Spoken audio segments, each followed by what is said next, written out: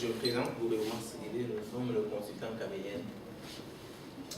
Donc, aujourd'hui, notre présentation, ça va être un peu comme mes amis, on va être différents. Pourquoi on va être différent? Parce qu'on va apporter des différents aspects qui n'étaient pas exposés dans la problématique. Donc, ce qu'on va parler aujourd'hui, on va parler de notre mandat, on va parler de notre analyse par rapport au problème, les solutions choisies, et puis on va faire une conclusion avec ça. Comme mandat, c'était très simple en fait. C'était une entreprise qui s'appelle Megastar qui a engagé une jeune dame. Et puis, avec les demandeurs, on nous a demandé de faire des états financiers, les ajuster en fait, de faire une analyse de recommandations sur une nouvelle loge qui est en fait un projet d'expansion d'entreprise, et puis faire des études d'information sur des données pertinentes. Dans le fond, avec une analyse, on a évalué qu'est-ce que l'entreprise a de bien et de pas bien. Au niveau des forces, on a une très bonne santé financière. On a un beau porte-à-faux des chanteuses, qui est la chanteuse principale, Angela, mais aussi qu'on a une chanteuse qui fait ses premières parties. Elle aussi qui est dans une pente montante et donc qui est en fait un très bon complément à Angela. Il y a aussi une clientèle grandissante venant de plus loin, c'est-à-dire qu'il y a une campagne promotionnelle qui a été faite et qui s'est avérée efficace. Donc il y a plus de monde qui viennent au spectacle. Et puis les spectacles sont presque complets à tous les soirs. Angela a réussi, avec son charisme naturel, à satisfaire énormément les gens pour que les salles se remplissent presque à chaque fois. Par exemple, il y a eu des côtés négatifs à l'entreprise. Par exemple, il y a eu le conflit entre actionnaires, surtout entre Gabriel et son compatriote. Ça fait que les décisions faites ne seront peut-être pas assez rationnelles pour le bien de l'entreprise. Aussi, il y a un partenariat avec M. Roland Deslandes que nous considérons comme une faiblesse à cause de l'emplacement. C'est-à-dire, il installe ses toiles sur le hall et nous pensons que ça pourrait être plus bénéfique de s'allier avec des artistes locaux au lieu des légendes parce que les toiles ne se vendent pas. Et puis, concernant Geronimo, comme comptable, il n'a aucune formation comme comptable. Il n'y a que des petites... il n'y a que son expérience qui joue en jeu. Donc ça, c'est vraiment un très gros problème pour l'entreprise. Donc pour les états financiers, on a remarqué quelques rajustements qui vont apporter beaucoup pour la rentabilité de l'entreprise. Comme revenu au niveau des états des résultats, il y avait des parties qui étaient mal placées, c'est-à-dire un compte qui a été dans les comptes perçus d'avance alors qu'on devrait être placé dans les fonds. Avec autre bénéfice, sachant le bénéfice brut, le total des revenus à 5 240 500. Pour les charges d'exploitation, on a vu que le monsieur du nom Gabriel profitait de la situation vu de la relation qui était entre lui et la chanteuse. C'est-à-dire la chanteuse était déjà payée en tranches, c'est-à-dire la salaire était donné en avance. Mais on avait manqué qu'il lui reversait aussi de l'argent qu'il n'était pas supposé mettre dans les charges de l'entreprise. On a apporté des ajustements du fait que au lieu de marquer 1 636 493, on a rajusté à 886 493 et le surplus, on l'a marqué au salaire payé d'avance à 750 000. Avec ça, ça nous revient à un bénéfice net de 1 83 119 au lieu de 172 268. Ce qui va augmenter notre bénéfice non réparti à 1 895 771 au lieu de 984 920. Alors, pour les options de financement, pour le financement de la nouvelle loge, on avait plusieurs options qui s'offraient à nous. qu'il fallait regarder. D'abord, il y a eu la caisse de la populace des potagers, qui nous a fait plusieurs options de financement qui variaient entre 5 à 25 ans, puis avec un taux qui variait de 4 à 10 selon le type de prêt, le montant, puis la durée du prêt. Pour l'option numéro 2, il y avait Benito Calas, qui était le frère jumeau de Angela, qui a remporté une cause judiciaire, donc il a reçu beaucoup d'argent. Donc, il voulait, pour le succès de sa sœur, investir dans l'entreprise en échange de 1,5 excusez-moi, 1/5 de la valeur de l'entreprise. Donc ça, c'était l'option de financement numéro 2. Les deux autres, la dernière option de financement qu'on avait dans le cas, c'est l'investissement des actionnaires, c'est-à-dire qu'ils allaient injecter un supplément de 100 000 $ par personne dans l'entreprise pour monter leur capital d'action à 800 000.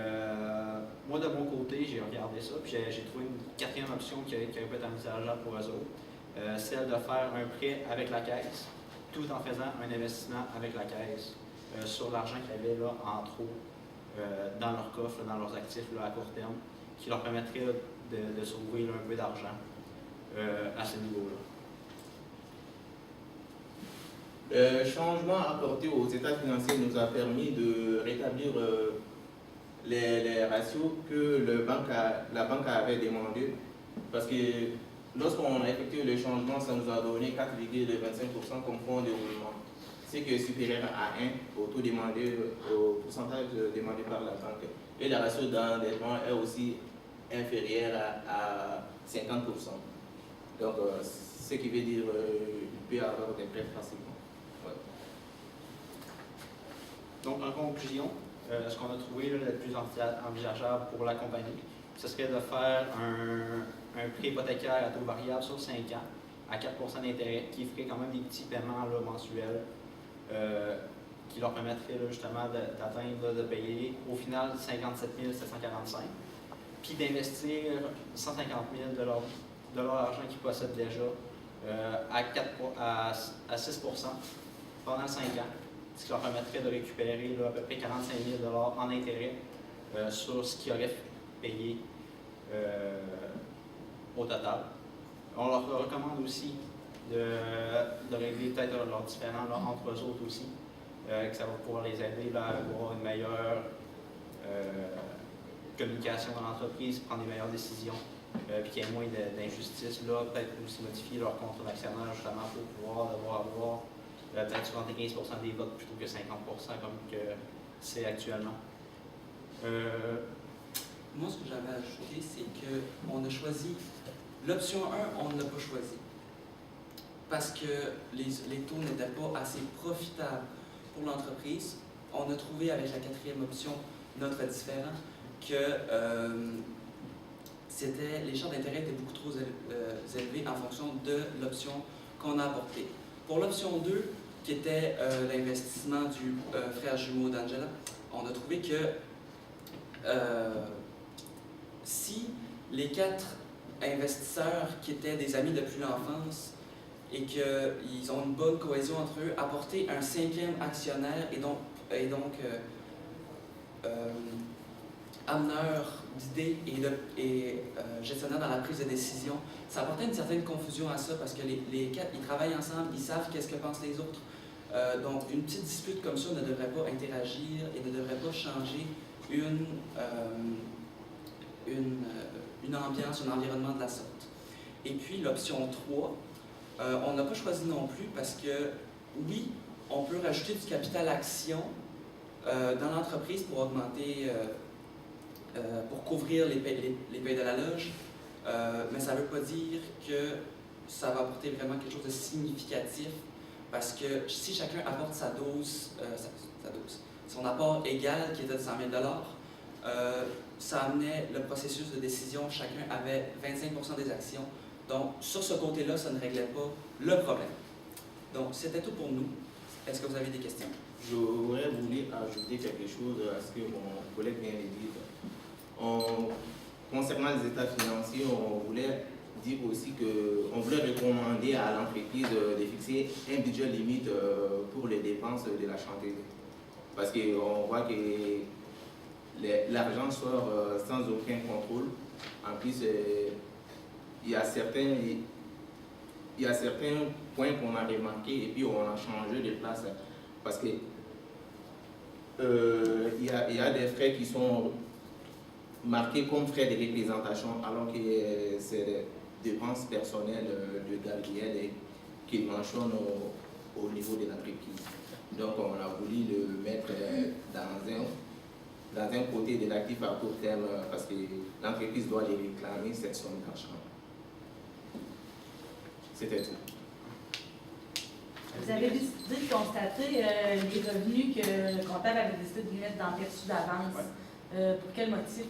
Parce que vu que c'est un billet qui est non remboursable, donc c'est une vente qui ne pourra jamais être retournée à l'acheteur si jamais il arrivait quoi que ce soit. Là.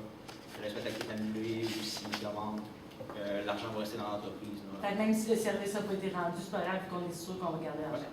Parfait. Vous dites que maintenant, les frais de représentation, c'est environ 43 000, je crois. Oui. Quelles des dépenses vous avez retirées? On a enlevé le voyage à Bora Bora. Puis aussi, là, la plupart des dépenses aussi reliées là, aux dépenses là, de Gabriel et d'Angela. Donc, qu'est-ce que vous avez gardé d'abord? On a gardé, dans le fond, les frais pour la découverte de nouveaux prospects, les frais là, liés à l'emploi d'Angela, donc le parfum, Son habillement aussi. puis la décoration de la loge. J'ai des vieux décors qui moisissent en bas, je fais quoi avec eux? Nous, on a décidé de les rayer là, dans l'entreprise, de les jeter tout simplement, puis de les enlever là, des actifs. Ça ressemble à quoi comme impact sur mon résultat? Ça fait que- Si j'ai parlé bien. Étant donné que tu t'en débarrasses, il va falloir le radier des actifs. Donc, il va falloir que ça passe. On a décidé de le mettre dans les charges parce que c'est passé. Je savais que ça va, à quelque part, baisser le bénéfice. Présentement, il n'a pas été quantifié. Là. On ne l'a pas pris dans le pied, pareil. Par rapport à Benito, là, qui voudrait un 5e de nos actions, est-ce que vous avez regardé à peu près le montant que ça injecterait, la valeur d'entreprise? C'est quoi le montant que ça nous apporterait si on décidait de lui vendre un 5e de nos actions? Bien, si vous considérez que l'expansion de la loge va coûter approximativement 550 000 avec l'addition, le 400 000 plus l'investissement qui va mettre 550 000 on arrive aux alentours d'1 million. Donc, le 5e de ça reviendrait à 200 000 qui serait supérieur aux 4 autres actionnaires. J'ai pas trop compris l'option 4, dans le fond, parce que vous aviez des frais de financement, puis une partie investissement, revenus sur... C'est dans le fond, on a regardé une option, c'était de, dans le fond, donner un comptant de 150 000 $ sur l'achat, en faisant baisser le prêt pour avoir des taux des fois plus avantageux sur moins longtemps, pour avoir des moins gros termes. Sauf qu'en regardant les taux, c'était plus avantageux de placer cet argent-là sur la même durée que ton prêt, avec un pourcentage d'intérêt pour récupérer là, une partie des frais d'intérêt que tu encours avec le prêt. Le comptable mentionnait que les toiles là, qu'on avait de l'artiste, là, justement, que vous mettiez peut-être en cause d'alliance, qui n'avaient pas été comptabilisées. Vous, est-ce que... Je pas vu, Ben, dans le fond, les toiles, elles n'appartiennent pas au cabaret. Elles appartiennent à l'artiste. Donc, on ne peut pas la comptabiliser parce que ça ne nous appartient pas. Parce que c'est juste si l'article, l'étoile a été vendu, c'est juste les 10% qui va être au profit des entreprises. Donc, on n'a pas besoin de... c'est bon, Ouais. merci. Ça va. Ça va? Merci. Merci. Merci. Merci.